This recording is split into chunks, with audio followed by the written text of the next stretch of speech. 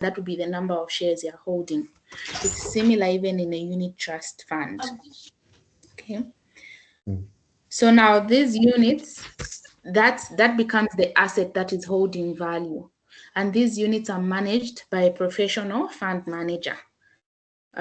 In this case, for instance, where I'm attached, Prudential Pensions Management Zambia, we manage a unit trust fund and individuals will save there, and then we invest this money on their behalf in interest-making vehicles. So it's anything that will bring a return, because these returns are what are redirected to the individuals that we're saving. Okay. So how the unit trust fund investment works. Okay. It starts with, I hope you can see this diagram here.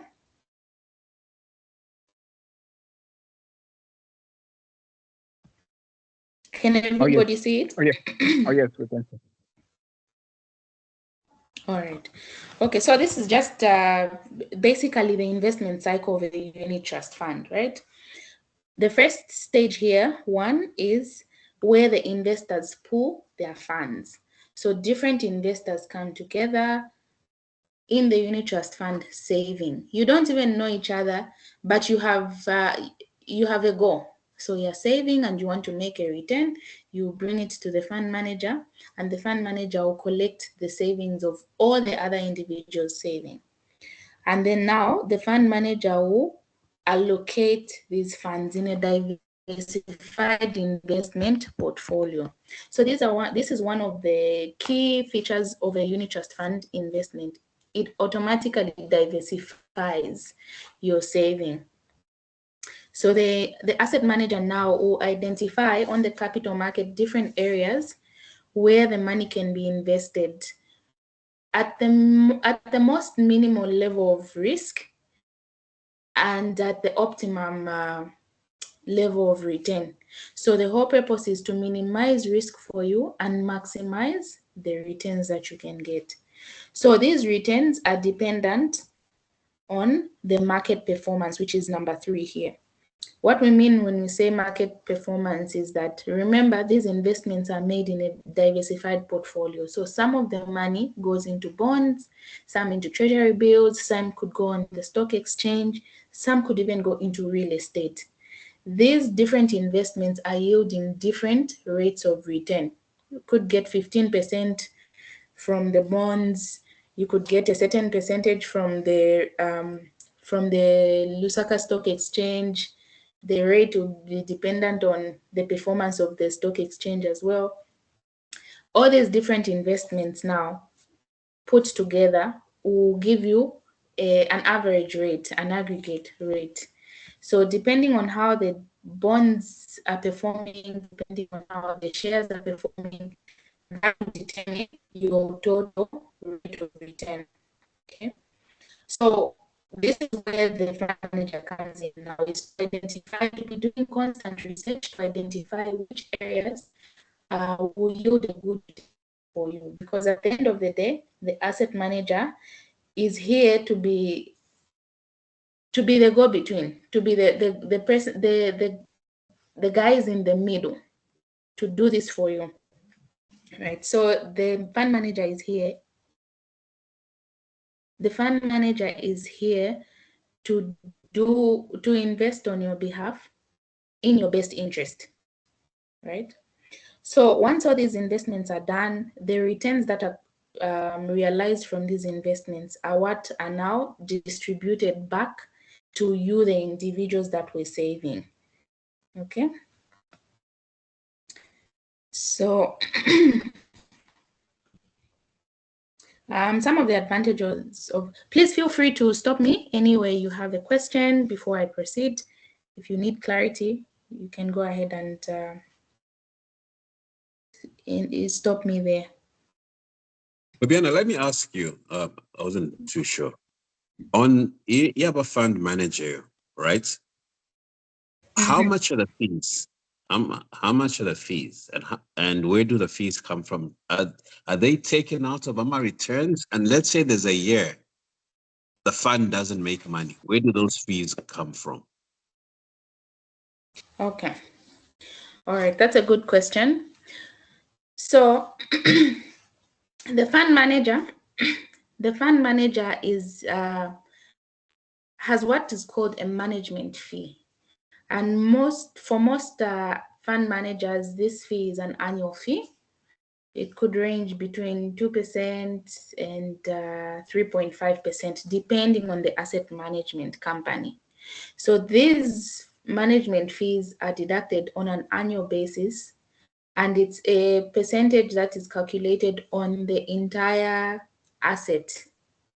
So it could be 1 million in total from all the individuals that have been saving.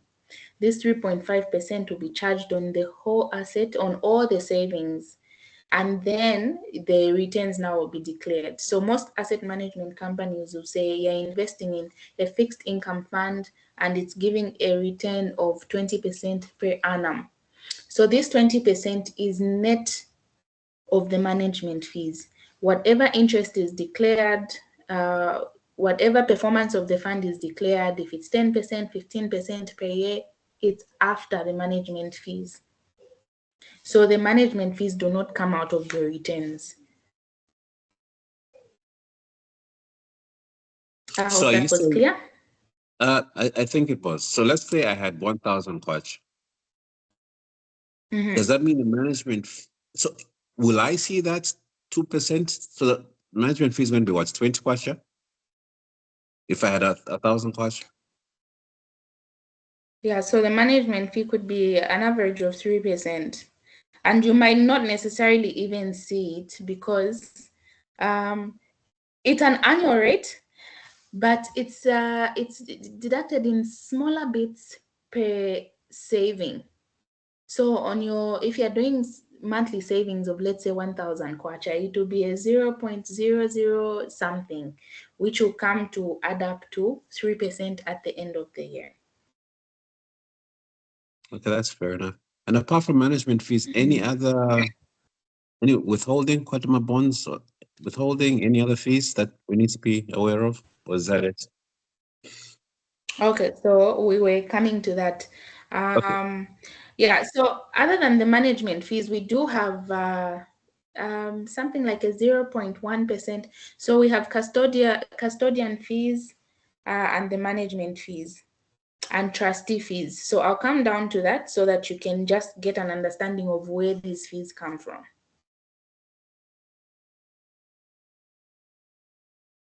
Okay.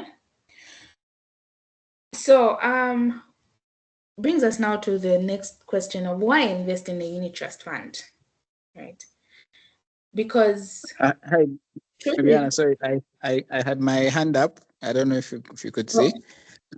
Okay. Yeah, I don't know if I'm also going ahead of your presentation, but I wanted to find out how is the cycle of declaring returns? Is it fixed, maybe like on an annual basis or quarterly basis? How is the cycle like for declaring and also paying of those returns? Thank you. Okay. All right. So claiming returns, it's dependent on the fund manager. So in this case, I can only refer to the fund manager that I'm with, which is Prudential. Each investment option will have its own terms and conditions. So we'll have funds that are structured to be longer term, funds that are structured to be shorter term. We usually use the term minimum investment period, which means that each fund will stipulate what the investment period is and what the conditions are. So for instance, a fund that is a short-term fund could have a minimum investment period of 1 year or 2 years, which means that you would then come and claim it could be your returns or even your principal and the returns at the 2-year mark.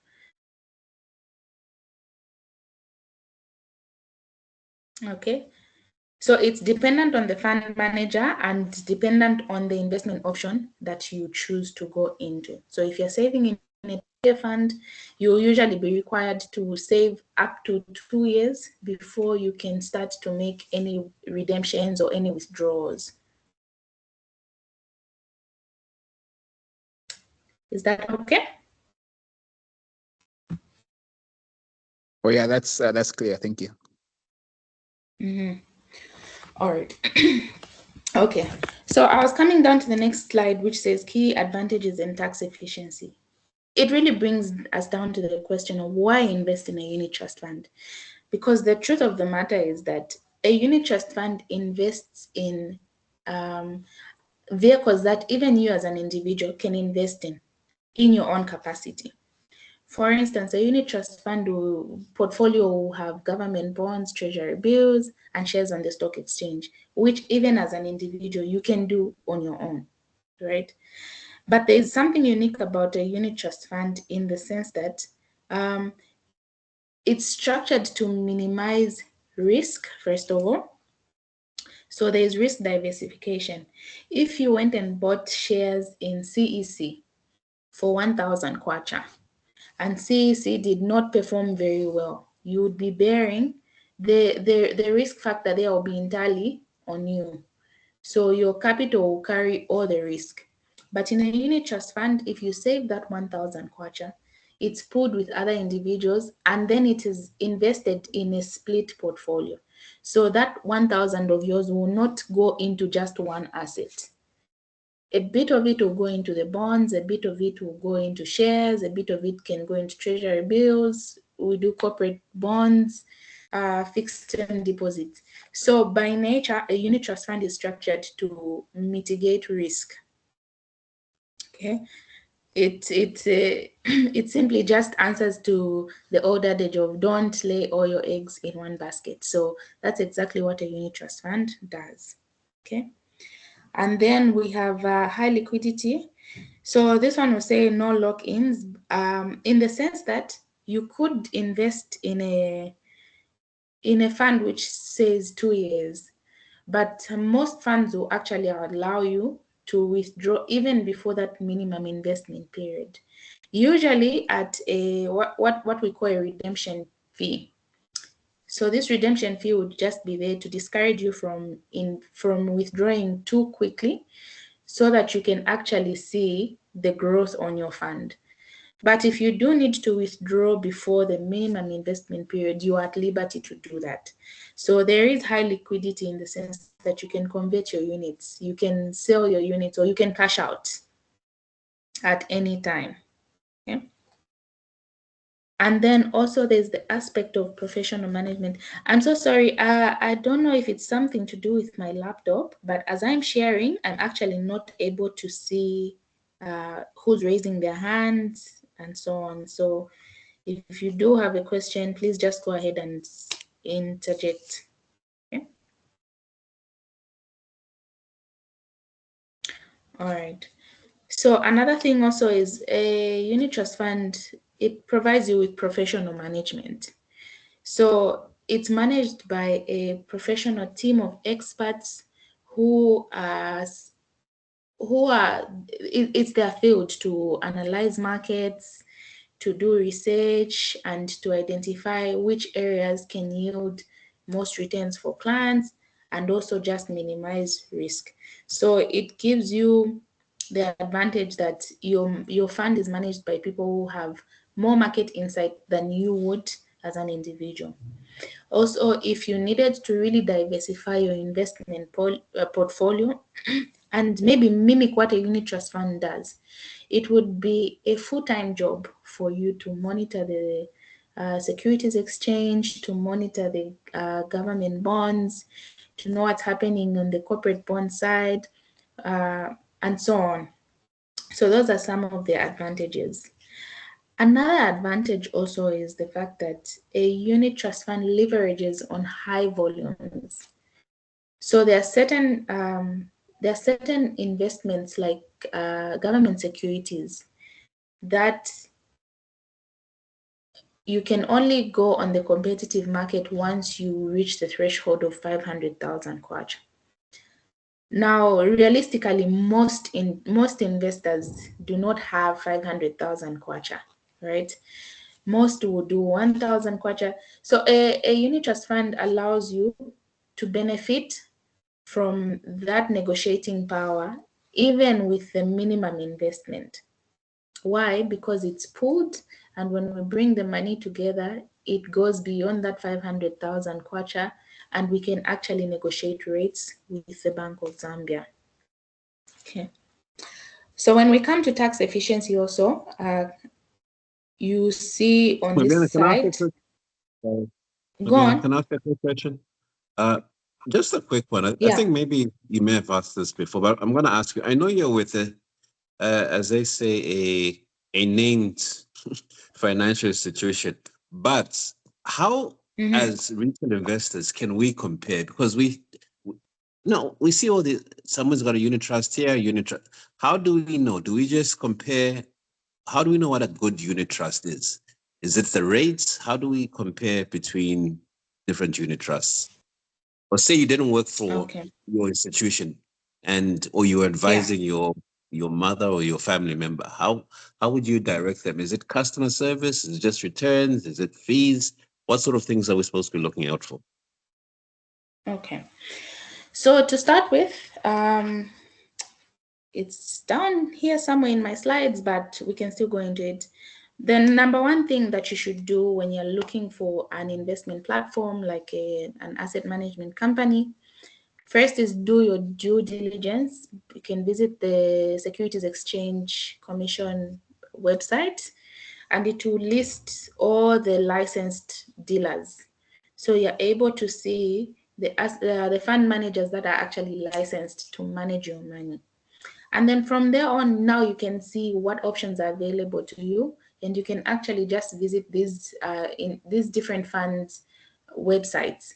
So when you go to their website, you'll be able to see the fund performances, what the performance is currently, and you'll also be able to access historical data.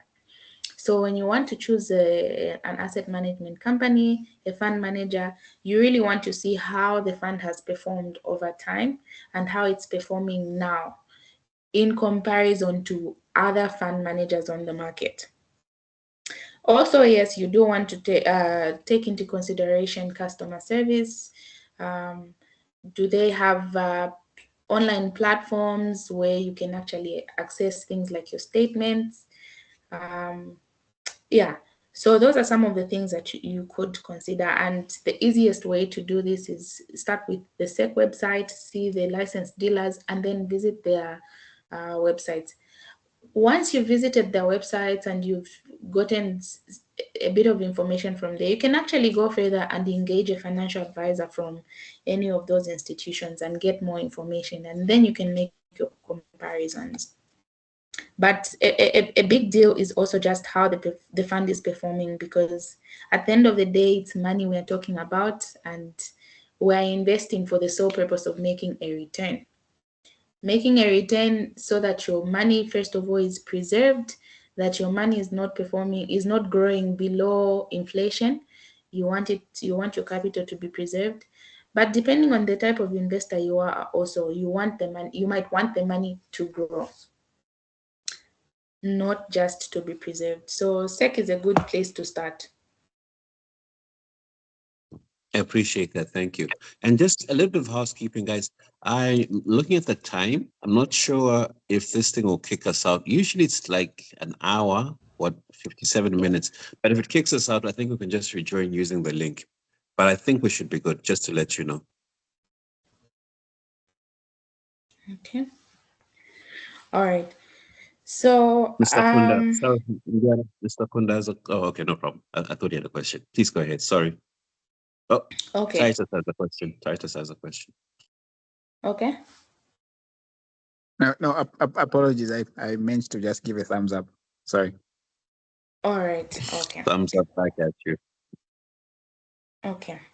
So some of the benefits, another one of the benefits also is that unit trust funds are very tax efficient.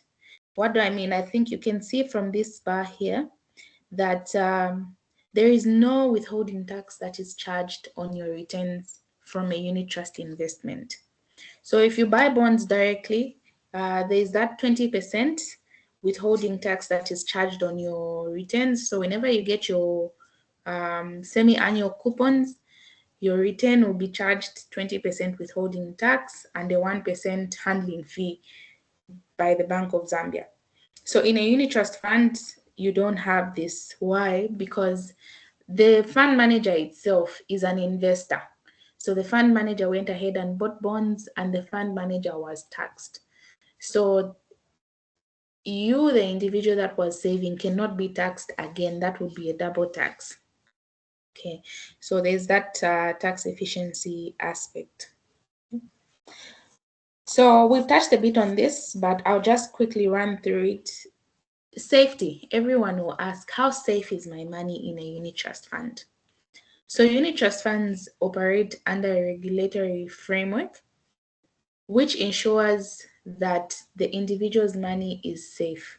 So the purpose of this framework is to have the investor's best interest, to safeguard the investor's money. So this framework comprises of, first of all, the regulator itself, which is Securities Exchange Commission of Zambia, and SEC actually overlooks all fund managers in this industry. So SEC is like the referee. SEC is the one that is ensuring that there's compliance and there's good practice in the best interest of the individuals that are saving. And then we also have an independent custodian. So this number 2 is talking about independent custody, and under independent custody, we have a trustee and a custodian. So the custodian will be the one that is actually holding the asset in monetary form. So the custodian could be a bank, the bank that you are using to transact, the bank that will actually hold the value of the unit trust fund. And then other than that bank, we also have a trustee. So a trustee will also be an independent body that will oversee the operations of the unit trust fund and report to SEC. So all these players in the framework will eventually give their reports to SEC, and they should all be in alignment. So outside the trustee and the custodian, we also have an auditor. We should have an independent auditor who will also report to SEC. So all of these different players, their reports must be in alignment. The custodian cannot give a report that is in contradiction with the trustee. Then there will be some investigations into the unit trust fund. And these reports are done some on a monthly basis to ensure that there isn't a big time frame where there are inconsistencies. Before people realize it, money has been lost. So they're done quite frequently. Okay. Then it's also important to note that there's strict asset separation. So should a fund manager go down, the asset or the asset being the units and their value are not tied to the fund manager. So it cannot be used to offset their liabilities. So the money there is strictly separated. It's other individuals' investment, and it cannot be it cannot be used to clear the fund manager's liabilities. Okay. Any questions at this point?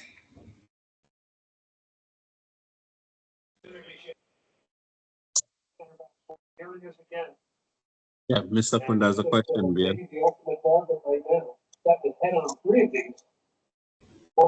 Okay.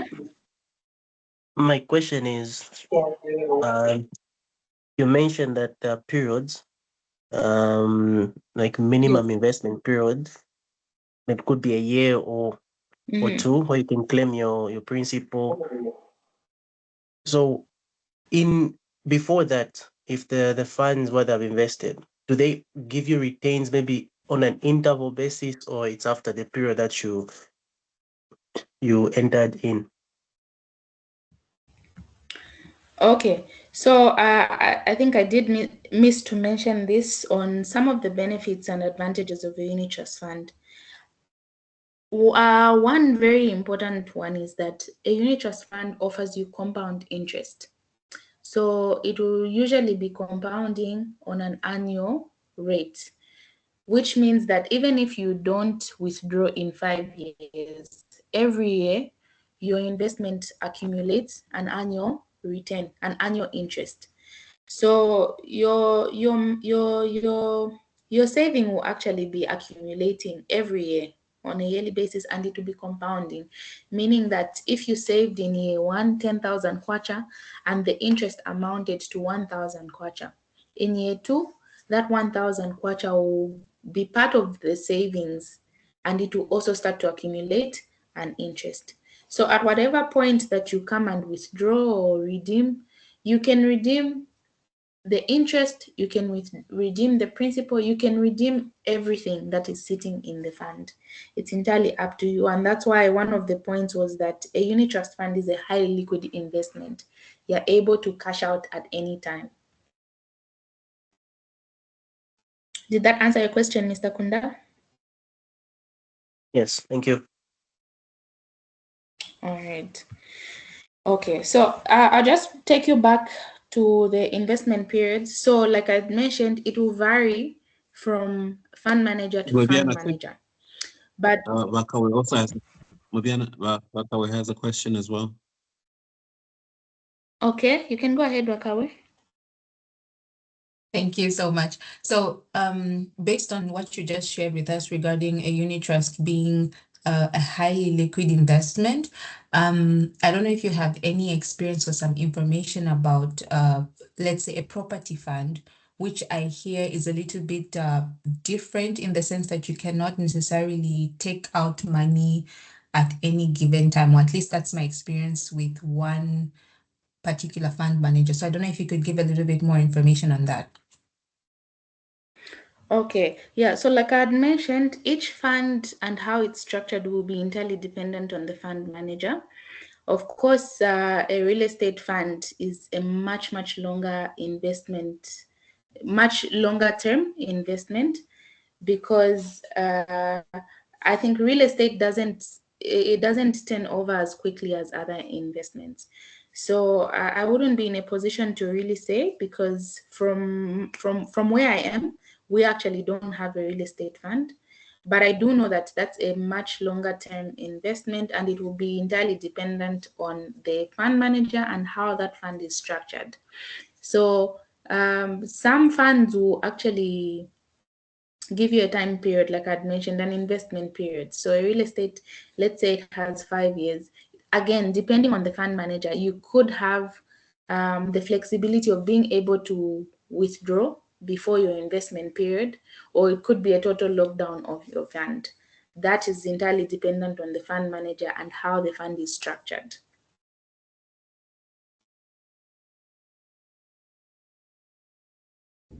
Thank you.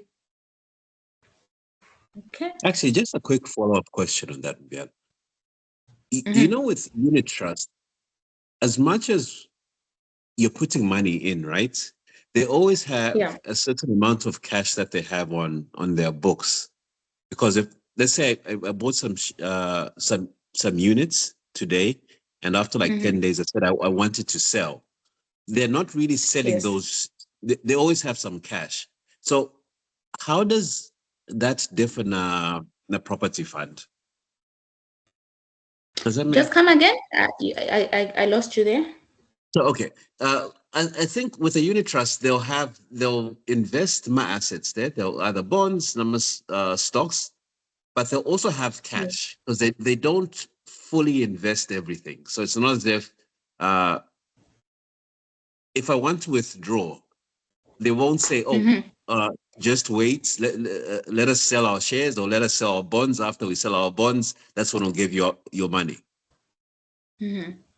So my question is that the same with the property fund? Because I think Baka was saying that she had to wait for a little while. So do they have cash or do they always have some cash? Yes, so actually it's a requirement that all unit trust funds should have some liquidity set aside so that any claims can be processed. There should never be a situation where somebody comes to claim and there's no money. So back to Akawe's question, I think that's a bit unique. I have not had any experience of such. But then again, like I'd mentioned, it would depend on the fund manager. But from the knowledge that I have, you are at liberty to withdraw at any point. So that's why most funds will have this redemption charge or an early withdrawal charge. So if your fund says 3 years and you withdraw before 3 years, you are able to withdraw, but you incur that early redemption charge. In our case, it's a 5% of whatever you're withdrawing. So if you're in a 3-year fund and you decide to withdraw at 6 months, you can withdraw your money, but you will be charged 5% of whatever you're withdrawing. The same should apply even to the real estate fund, because it's a requirement that all fund managers must have a certain percentage of their total asset in cash to be able to pay people who decide to withdraw early or to opt out of the investment. Okay.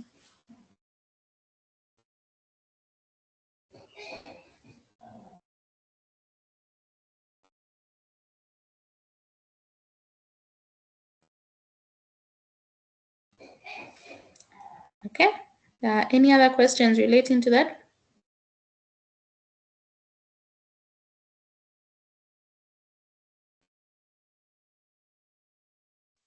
No, I don't see any hands. I think we can proceed. Okay.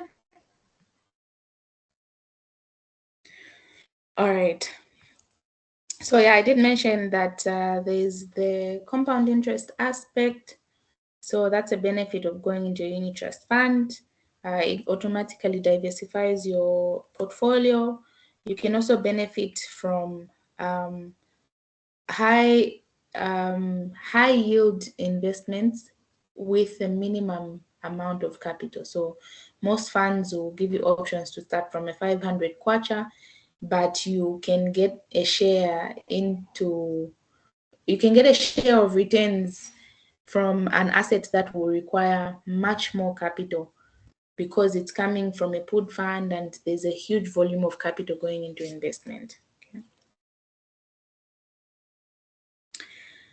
Yeah. So it brings us down to now, how do you go about investing in a unit trust fund?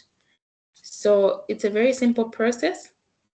Once you've done your due diligence and you've done your research, you've inquired with SEC, you've identified an asset manager of your choice, you can then engage them, and you usually have to go through a simple onboarding process where you fill in a basic KYC form, an application form, which will request for your basic information, your names, your identity. Some will ask for bank statements, but most won't. So you just need to provide your basic information and your identification. And then you also choose your investment horizon.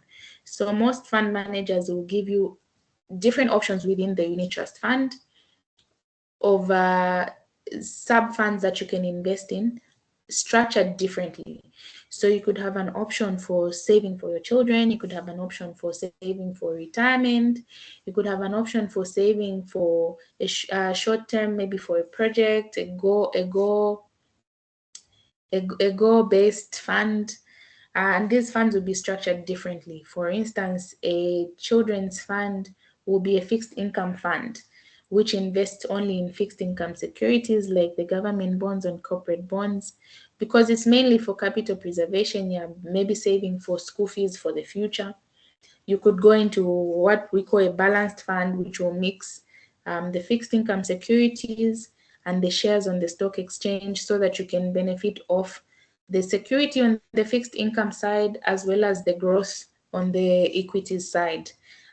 In the same token, the two investments brought together, the fixed income can balance out the risk of the stock exchange side. Okay, and then you also have purely equity funds. So these are funds that will just invest in a portfolio of different shares in different companies. So once you've been oriented and you've understood the different options and how they align with your needs, then you can pick your investment option and go ahead and start saving in that fund. So a fund manager is required to give you your financial position. So you should be able to access statements on a monthly basis.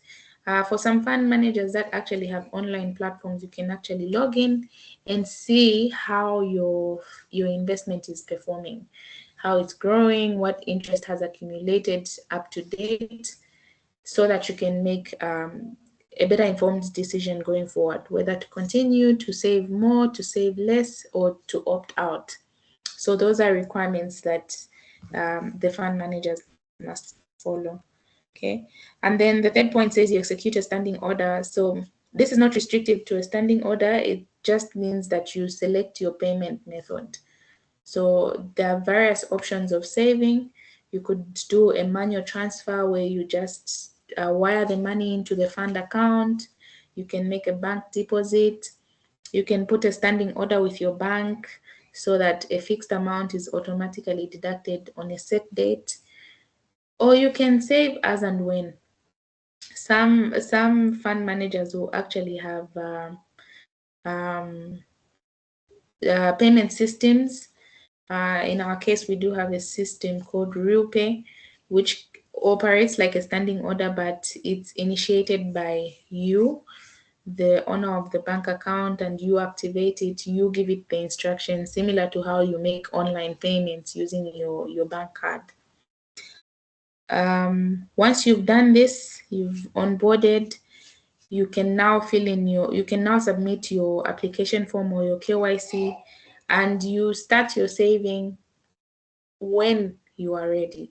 So you are actually not required to make a deposit when you start your investment, because keyword again, it's a saving, and no one can dictate how and when you save. So the whole purpose of this financial literacy now is just to educate and say, okay, savings are very important, but that's a bit of an old traditional way of looking at money. Now we are moving away from just saving, because savings don't factor in things like inflation. So when you not only save, but now we save and invest, we ensure that the value of the money is preserved and that the money can actually grow, where your money now starts to work for you. Okay. Yeah, I've come to the end of my presentation. If there are any questions, please feel free. You can take me back wherever you were not clear, and I'll be more than happy to answer.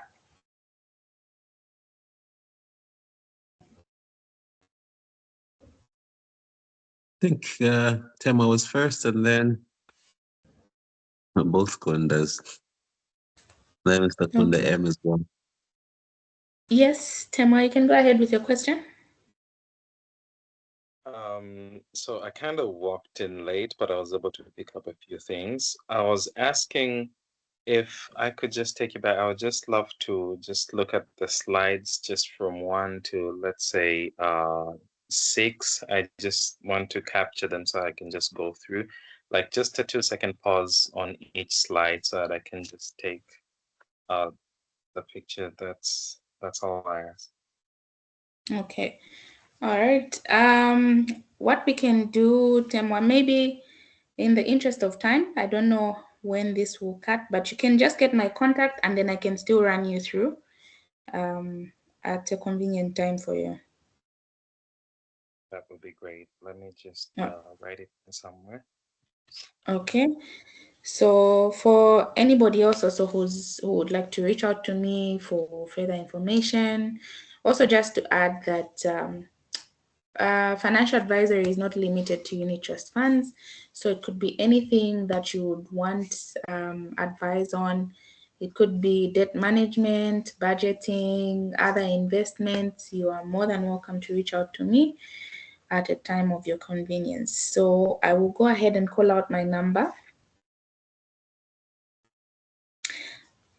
That's 0978 309592.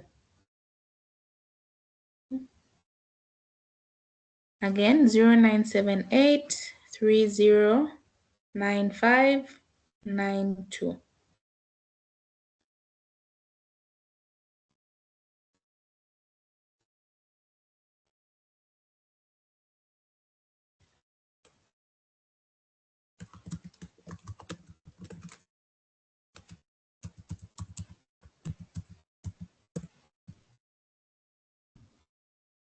Okay.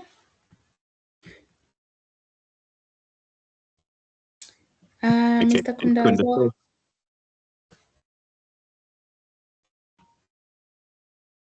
You can go ahead. My question is, are you supposed to be depositing every month, or you can be depositing in intervals that fit you? All right. Yeah, that's a good one. So again, the key word is it's a saving. So a saving cannot really be dictated. So you do have those various options of saving periodically, say monthly or every other month. It's entirely up to you and what your financial goal is, because there, for instance, you could be saving towards something. Maybe you want to develop some land at a certain period. So that will determine how much you save and how frequently. So you have those options of saving, say monthly, and you also have the options of putting more. So you could be saving 1,000 every month, but you also have the option of a lump sum payment. You could put extra, you could add a 10,000 along the way. It's entirely up to you and what your financial goal is.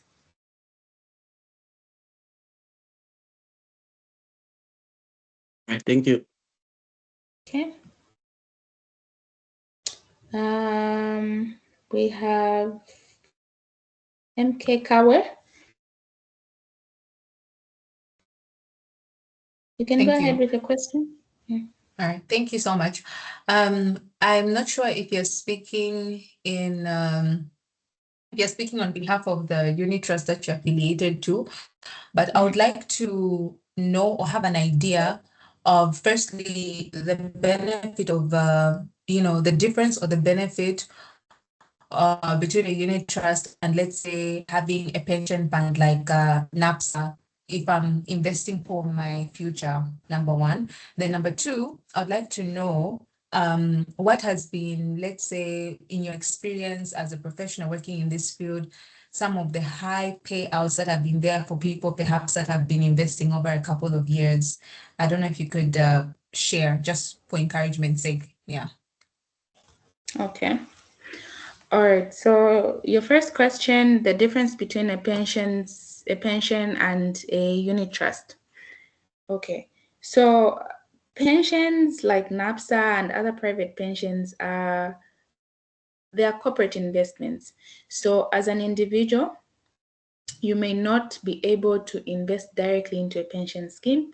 It will require that you go through a corporate entity, being an employer. So you can have a unit trust fund and a pension at the same time. The difference is that a unit trust fund allows you to make these savings in your individual capacity. So you can actually even create your own pension plan in the unit trust fund as an individual. Whereas on the pension side, it would have to go through an employer. So a formal employer would be the one that signs up for a pension scheme and lists its employees that are on permanent and pensionable employment. Okay. And then your second question regarding the payouts. There is a lot of interest in unit trust funds right now. I think Zambians are becoming a lot more aware where investments are concerned. So generally, the market is performing very well. I will not be able to mention, but we have had some fund managers depending on what kind of fund. I do know some equity funds have gone up to 97% per annum. So as of last year, we did have some funds that went up to 97% on their equity funds. So the payouts are very good. Generally, the market is performing very well.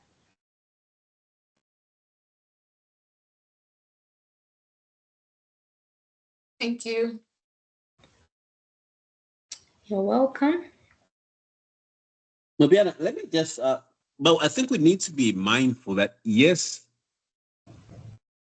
investments will go up, but there's also the risk that you could lose money in particular years, right? You're not guaranteed of making a return every year. So that's something that I think we should be mindful of.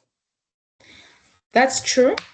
So in investments, regardless of what investments you make, be it even just shares on the stock market, returns are never guaranteed because the performance is really dependent on the market and how the market performs. So the job of the fund manager is really to ensure that investments are made to minimize risk of loss, but there is never really a guarantee. For instance, most fund managers, even just investors that are investing on the stock exchange directly, can attest that around this period, from April up to about now, there's been a bit of a dip on the stock exchange. So most people will notice that their returns have, some of them have suffered a loss on their returns. So it's natural on the capital markets for such fluctuations. So that's where now, when you're investing in a unit trust fund, that's where the expert management comes in, because fund managers will offer you expertise in the sense that there is a team that's constantly analyzing and making the calculations, calculating the risk against the returns to ensure that these investments are made at the most minimal level of risk for your benefit. So to try and maximize returns at the lowest risk level possible.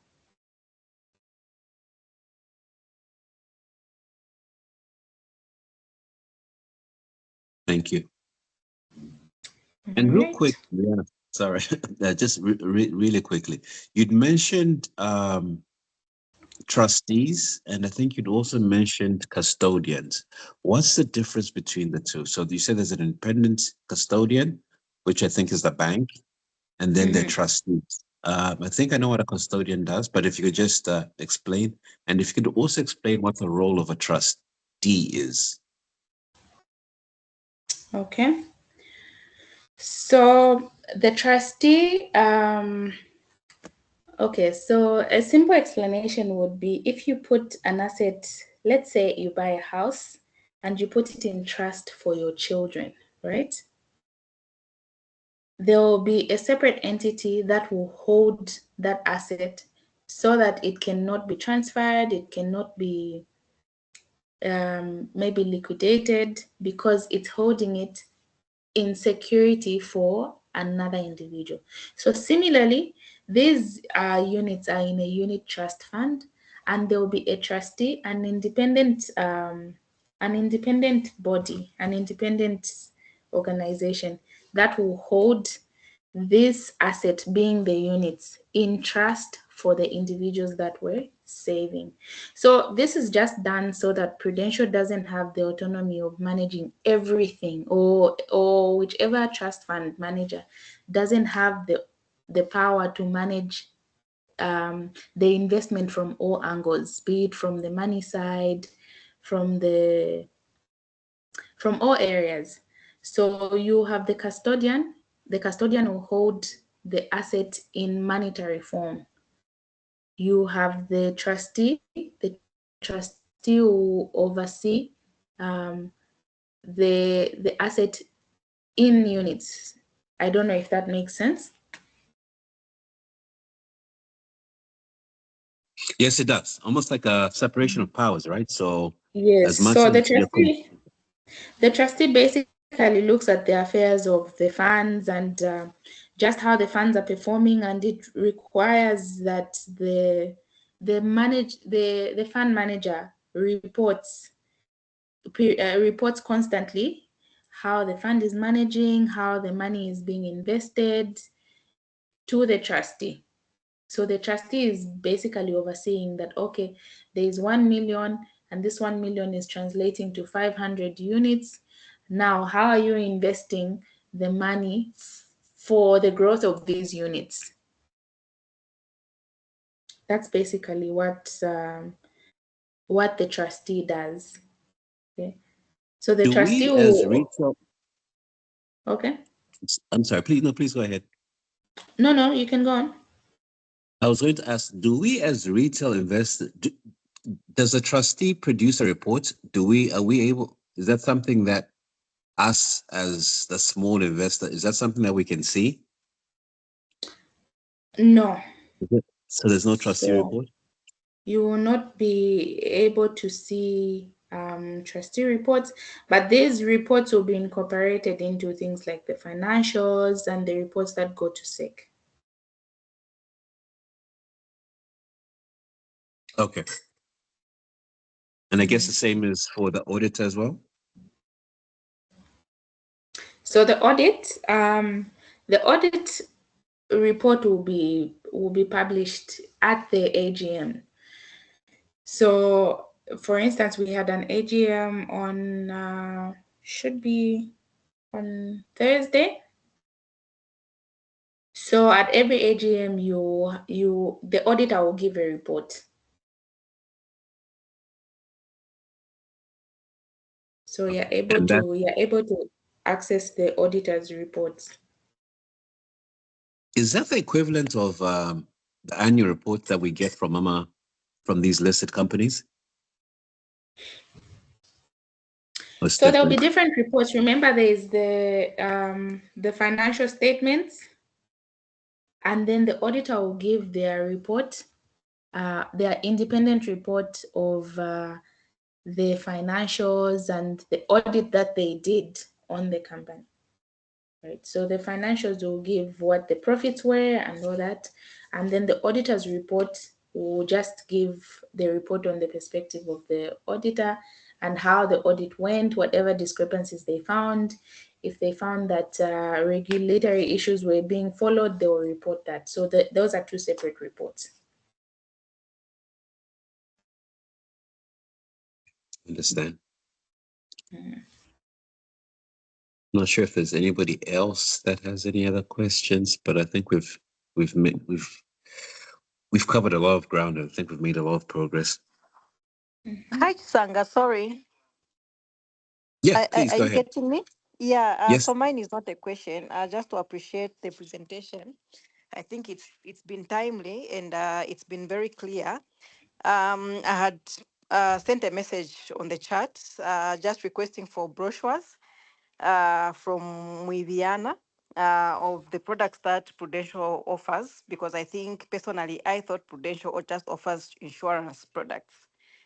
I think that's all from me. Thank you. It's a good point. Thank you. Okay. You can share your email or your WhatsApp, and then I'll be able to get back to you with those brochures. Just to take you back, just a quick disclaimer. Prudential has two companies under it. So we have Prudential Zambia, and under Prudential Zambia, we have Prudential Life Assurance, which will cover all your insurance needs. And then we have Prudential Pensions Management Zambia, which is now the asset management side. So I'm with Prudential Pensions Management Zambia, and on this end, we are purely into investments. We manage the unit trust fund as well as a pension scheme. I think most people don't know that about Prudential. When you hear Prudential, everyone their thought goes to insurance. But actually, Prudential has these two separate companies that operate very independently of each other under the same umbrella, of course. So we are sister companies, but our scopes are totally different. We do different things and we are very independent of each other.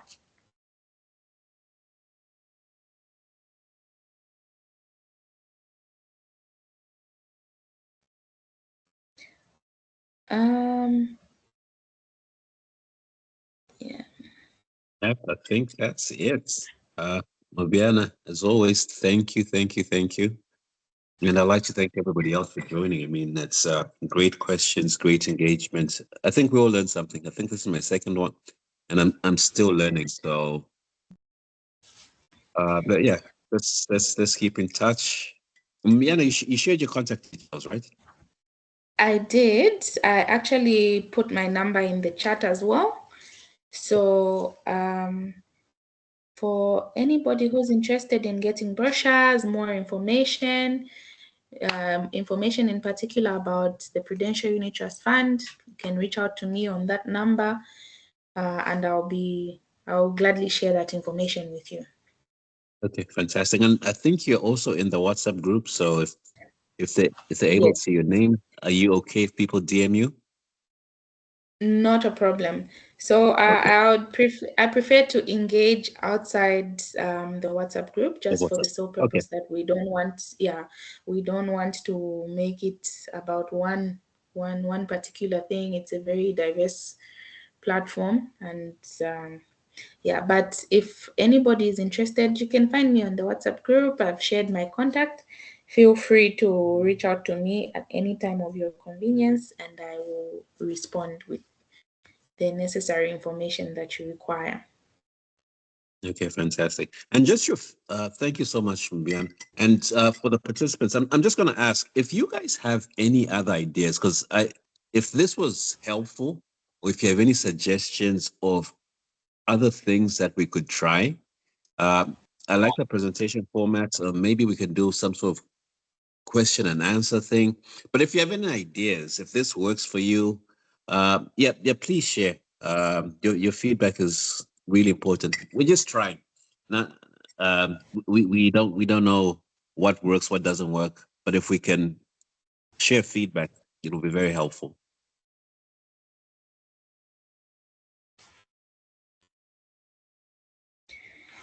Thank you so much, Mr. Chisanga. It's a great platform you've given.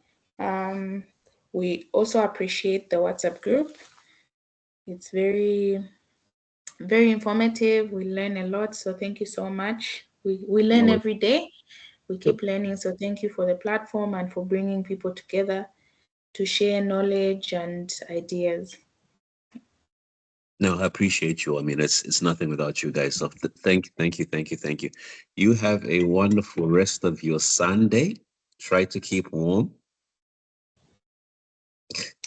And have a wonderful week, guys. Thank you. Have a good night. Okay, wonderful.